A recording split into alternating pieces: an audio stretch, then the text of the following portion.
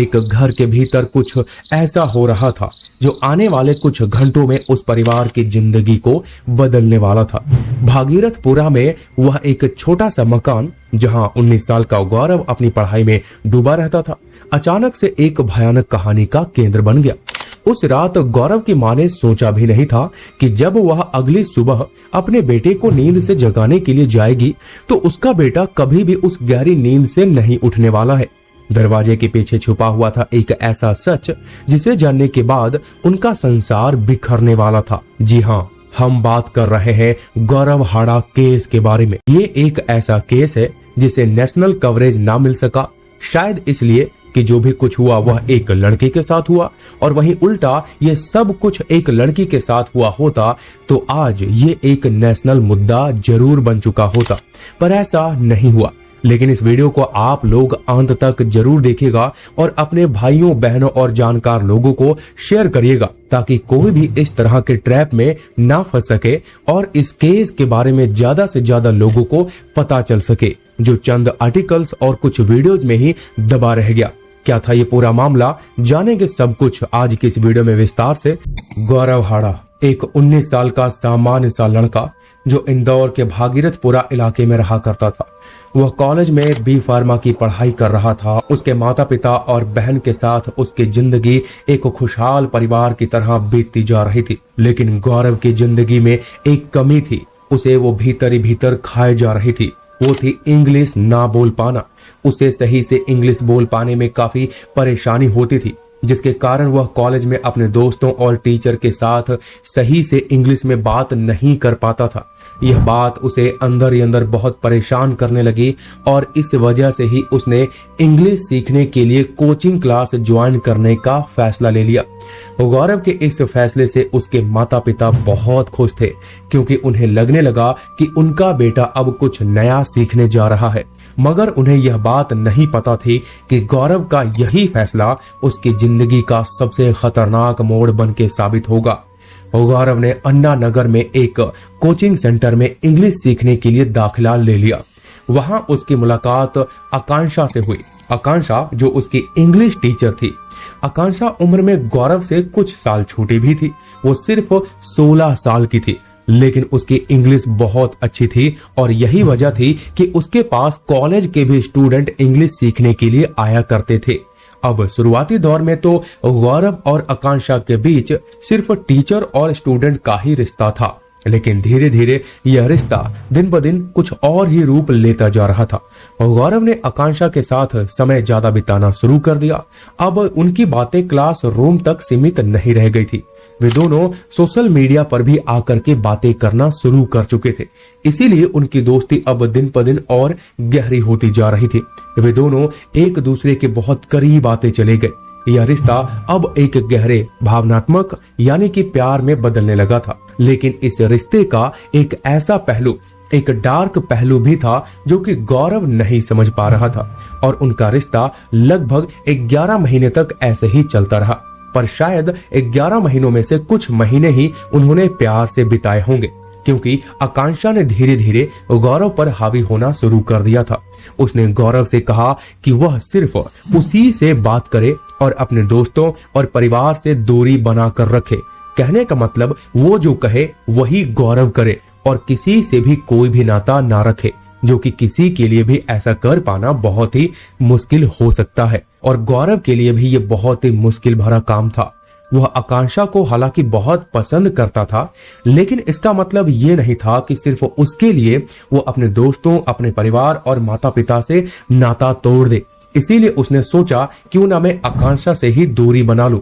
और जब गौरव ने आकांक्षा से दूरी बनाने की कोशिश की तो आकांक्षा का असली रूप यानी कि असली चेहरा अब उसके सामने आने लगा। उसने गौरव से कहा कि अगर उसने उसकी बात नहीं मानी वह उसे झूठे आरोप में फंसा देगी और अगर उसने उसे छोड़ने का सोचा भी और उसने फैसला भी कर लिया तो वो पुलिस में जाकर उसके खिलाफ फेक शारीरिक शोषण का केस दर्ज करवा देगी। गौरव के लिए यह बहुत बड़ी धमकी थी क्योंकि आकांक्षा सिर्फ 16 साल की थी और गौरव को अच्छे से पता था कि अगर उसने उसके खिलाफ इस तरह से कोई भी आरोप लगा दिया तो वो बहुत बड़ी मुसीबत में फंस सकता है। इसीलिए गौरव अब यहाँ पर उलझ कर रह चुका था।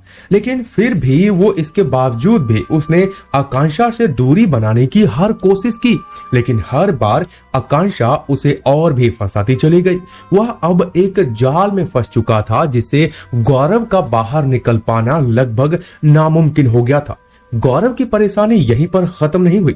आकांक्षा ने गौरव से फिर 3 लाख रुपए की मांग की। उसने कहा कि अगर वो उसे 3 लाख रुपए नहीं देगा तो वो उसके खिलाफ झूठे आरोप लगाकर उसकी जिंदगी बर्बाद कर देगी।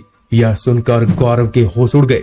उसने कभी सोचा भी नहीं था कि आकांक्षा, जिससे वो अपनी करीबी दोस्त मानता था, जिससे वो प्यार करने लगा था, वो अब उसे ब्लैकमेल करने लगी है। हालांकि गौरव ने एक बार घर से पैसे चुरा के उसे देने की कोशिश भी की थी।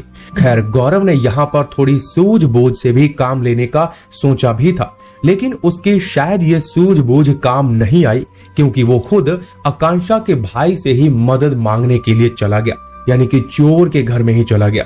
जिसके चलते होना क्या था, उसकी वो उम्मीद पूरी नहीं हुई, वो जो उम्मीद लेकर के गया था। हालांकि उसने हर बात उसके भाई को बताई और उसे लगा कि वो अपनी बहन को समझाएगा, लेकिन गौरव को वहां से भी कोई मदद नहीं मिली और इसलिए गौरव अब खुद को अकेला और असहाय महसूस करने लगा, जिसके चलते वो और भी मानसिक तनाव में डूबता जा रहा था। वो हर दिन इस डर के साथ जी रहा था कि कहीं आकांक्षा उसके खिलाफ झूठे आरोप लगाकर उसे फंसा ना दे। अब ऐसा भी नहीं है कि यही एकमात्र ऐसा केस हमारे सामने आया है जहां पर एक लड़की लड़के को झूठे आरोप में फंसाने की धमकियां देती है, उसे मेंटली टॉर्चर करती है और उसे उस लेवल तक लेकर के जाती है कि वो लड़का खुद अपने जीवन के अंतिम चरण तक पहुंच जाता है। बल्कि ऐसे कई मामले होते हैं जो कि हमें आए दिन देखने को मिलते ही रहते हैं। फर्क बस ये होता है कि कुछ छप जाते हैं तो कुछ छिप जाते हैं। खैर, अब गौरव की परेशानियां बढ़ने लगी तो उसने अपने परिवार को सारी बात बताई, लेकिन तब तक बहुत देर हो चुकी थी। वो दिमागी रूप से काफी टॉर्चर हो चुका था। हालांकि यह बात उसे सबसे पहले ही बता देनी चाहिए थी अपने परिवार वालों को। बाकी उसके माता पिता और बहन ने उसे दिलासा दिया कि वो उसकी मदद करेंगे। गौरव के पिता ने आकांक्षा और उसकी मां से बात की, लेकिन उसकी कोशिश बेकार रही, क्योंकि सामने से वो धमकियां ही उन्हें सुनने को मिलती है। आकांक्षा की मां ने गौरव के पिता से कहा कि अगर उन्होंने 3 लाख रुपए उन्हें नहीं दिए तो उनके बेटे के खिलाफ फेक एलिगेशन लगा के केस दर्ज करवा दिया जाएगा।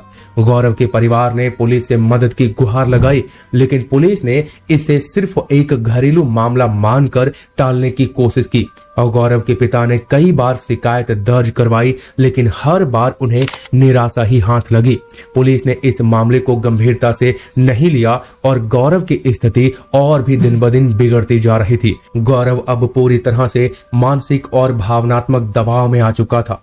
उसने कई बार इस स्थिति से बाहर निकलने की हर कोशिश भी की, लेकिन बेचारा हर बार नाकामयाब होता रहा।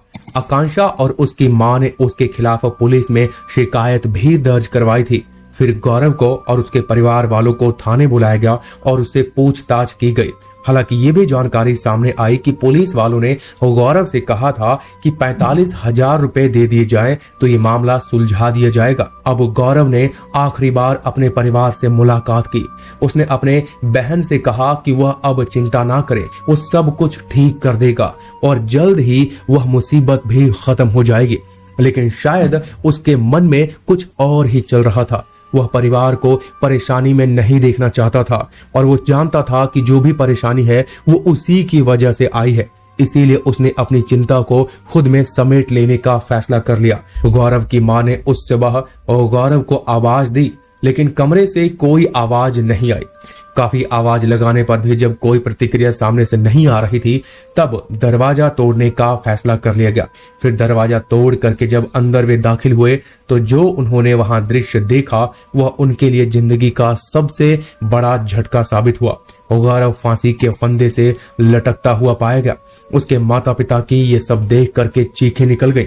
उसकी दुनिया मानो एक पल में बिखर सी गई थी। गौरव जो उनके सपनों का एक सहारा था, अब उनके सामने था तो जरूर, लेकिन मृत पड़ा हुआ था। लेकिन उन्हें अभी भी ये विश्वास नहीं हो रहा था कि उसके जो बेटा है वो जा चुका है। इसीलिए वे उसे जल्दी से जल्दी अस्पताल लेकर के जाते हैं। तो वहां पे डॉक्टर उसे फाइनली मृत घोषित कर देते हैं, जिसके बाद गौरव के पिता ने तुरंत पुलिस वालों को फिर से इस मामले की जानकारी दी। उन्होंने गौरव और आकांक्षा के बीच हुई हर चैट और कॉल डिटेल्स भी उन्हें सौंप दिए। पुलिस ने अब जाकर, जब गौरव की जीवन लीला समाप्त हो चुकी थी, तब उन्होंने जांच शुरू की। मीडिया के सामने आकर के गौरव के पिता ने अपनी आपबीती सुनाई और बताया कि कैसे पुलिस ने समय रहते कार्रवाई नहीं की, और अगर पुलिस ने समय रहते उनकी बात सुनी होती, कार्रवाई की होती, तो आज उनका बेटा उनके साथ होता। समाज में इस घटना को लेकर भारी आक्रोश पनपने लगा। लोगों ने गौरव के परिवार वालों का साथ देना शुरू कर दिया और फिर न्याय की मांग की। पुलिस ने जांच में यह साफ कर दिया कि गौरव की मौत आकांक्षा और उसकी मां की ब्लैकमेलिंग और उनके मानसिक उत्पीड़न का ही नतीजा था। फिर आकांक्षा और उसकी मां को पुलिस ने गिरफ्तार कर लिया और उन सबूतों और गवाहों के आधार पर आकांक्षा और उसकी मां को दोषी पाया गया। आकांक्षा, जो अभी उस समय नाबालिग थी, इसलिए उसे जुवेनाइल कोर्ट में भेजा गया और उसकी मां को जेल भेज दिया गया।